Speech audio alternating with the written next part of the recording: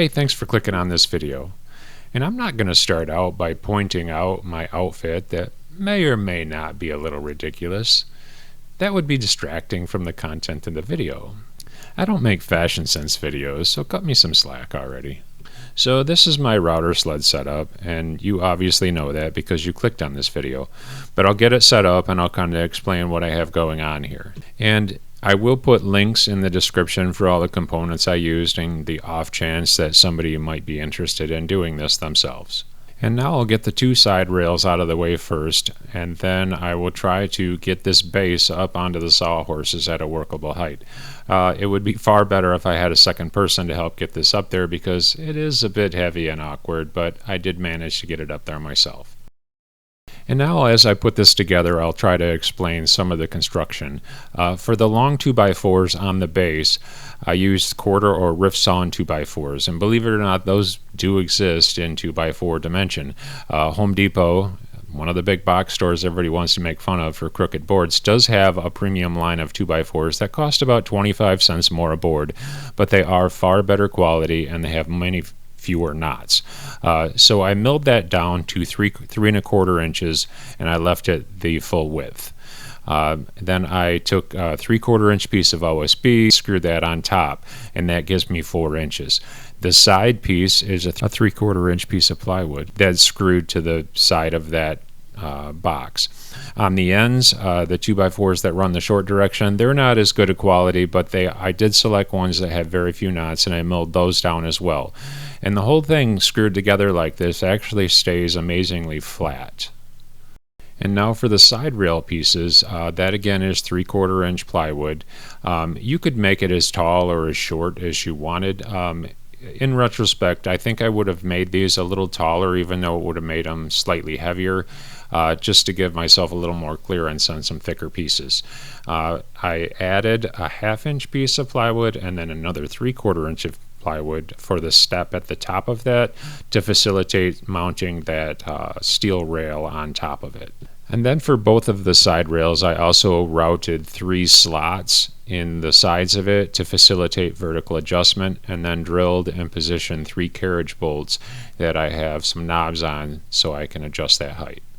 And now because my sawhorses are wider than the whole base, I have to shim it up basically, or block it up, so that I can lower the side rails down, otherwise they're stuck at the full height position.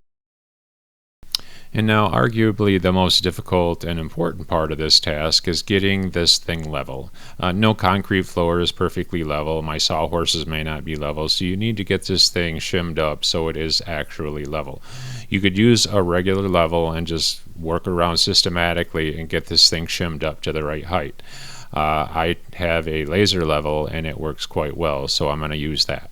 So how I'll go about doing that is using a block of 2x4, the same piece all the way around, and I'll get the side rails set so they're all perfectly the same height. Once I establish that, I'll turn the laser on and I'll be able to shim the thing up in each spot until I get the laser perfectly level on the side rails, and that's how I'll ensure that the thing is actually flat to start with. Once I get that task done, I can move on to getting the stop blocks pulled off the end of the side rails. As you can see, I made the side rails about 4 inches longer approximately than the steel rails that sit on top to facilitate stop blocks. Now once I get this block off, I can slide the carriage into position. Now as I get this carriage slid on there, you can see kind of what I did, but I cut 4 small squares of acrylic, and that's the interface between the lower bearing pieces and the upper rail system. And what I should have done was cut 2 rectangular pieces, one for each side, and then drilled 8 holes in it, and then that would facilitate it better and it would have been more stable. I ended up cutting 2 rectangles of acrylic and I epoxied that on there, and it works, but it would have been better to have a solid piece in there. 3-inch piece. So now this is another part where I probably should have had some help, but I kind of grunted and groaned and managed to wrestle this big block into position. It was pretty heavy, but I managed to get it up there.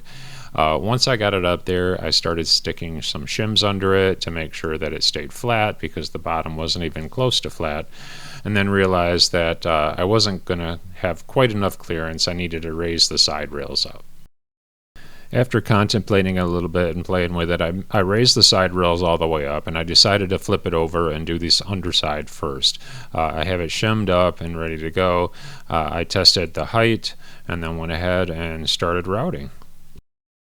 And now it would be pretty boring to have you watch me route this whole thing flat. I'll tell you, it did take about 80 minutes in total to do both sides. It's pretty tedious and rather slow. You just systematically lower the bit a little bit at a time, and then when you run out of clearance, you lower the sides a little bit. I have blocks of wood that I use that are different heights, and I move that around, and that's how I systematically and accurately move the side rails down an even amount each time. But in the end, it did take, again, 80 minutes, and it's a little slower because this is end grain, and milling end grain is a lot more difficult than long grain, but I did get it done, and the nice thing is it is perfectly flat when I'm done. And now with the slab flat, I'll just give you one rundown of the entire thing all over again. But as you can see, the acrylic base, the hole in it isn't round anymore. I had the router kick one time when I very first started, the first time I used it. I had a large router bit in it that was going too fast, and it jumped, and it definitely got my attention. And now we'll move around to the router itself. It's the 3¼ horsepower Makita, but the router bit particularly, it's a little bit smaller diameter for a billboard bit, but it has the carbide inserts that are rotatable. This works a lot better to prevent tear out and works a lot better on end grain. And then as I moved around, you could see that 2x4 Burl brand from Home Depot are the good ones. Look for those. And then here's the framework underneath, and that's the end of the video. I really appreciate you watching. I hope you enjoyed, and I'll see you next time.